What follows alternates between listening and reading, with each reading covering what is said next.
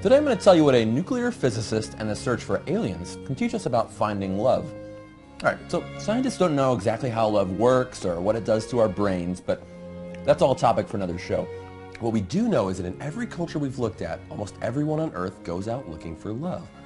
With 7 billion other humans out there, why can love be so hard to find? Sometimes you feel like saying, where is everybody? And that's exactly what Enrico Fermi asked, except that he was talking about alien life. He thought, with billions of stars and planets in the galaxy, 13 billion years should be plenty of time for a civilization to stop by and say, hey, welcome to the neighborhood. It's called Fermi's paradox.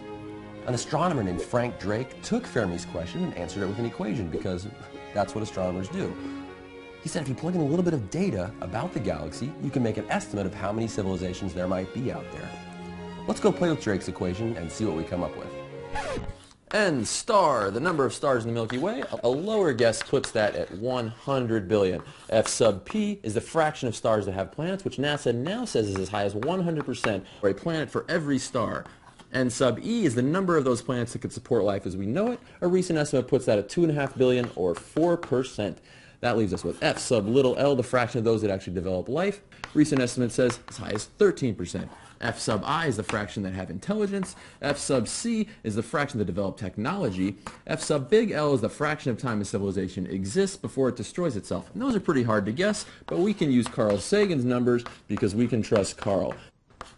Put it in your calculator and you get 52,000 possible spacefaring civilizations. Yes, it's a guess, but it's a scientific guess, so it's okay.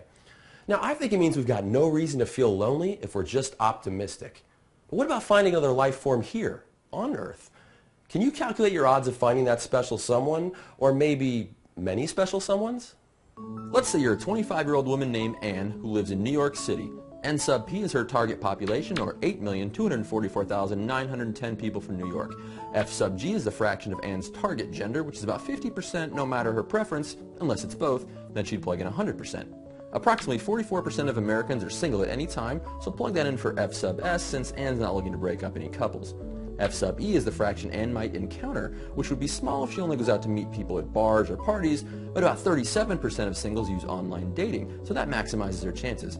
Based on the age divided by 2 plus 7 rule and the creepy old guy rule, Anne's looking for someone between 20 and 34, which is 24.7% of New Yorkers, or F sub y. Anne wants someone who speaks English, 96% for F sub l. F sub a is the fraction of people Anne finds attractive, a very subjective number that an online poll of my friends says is about 13% for the average person who happens to be friends with me. Then there's F sub a2, the number of people that think Anne's attractive, so 13% again. Anne also wants someone who shares her love of science, so at the very least it has to be one of the 32.4% of New Yorkers with a college degree, F sub I. Crunch the love numbers and there's 871 special someones out there for Anne. Like maybe this guy with the dark hair and turtleneck. Of course, like any equation, there's a factor we call X. Are they funny? Do they share your political beliefs? Do they prefer Star Trek or Star Wars? Maybe your last relationship didn't go well and you've got a crazy X factor. The more rules you make for how you define love, the fewer special people there are out there for you to find. So if we keep an open mind when it comes to the search for life and love, there's a lot to be hopeful about. Sometimes the galaxy can feel like a big, lonely place.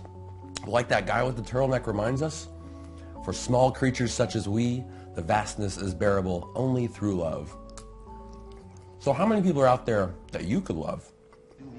Billions, trillions, trillion, million, 400 billion suns. Billion, trillion, billion, trillions of orbiting snowballs. Billion, trillions, million, billion, million, billion, billion.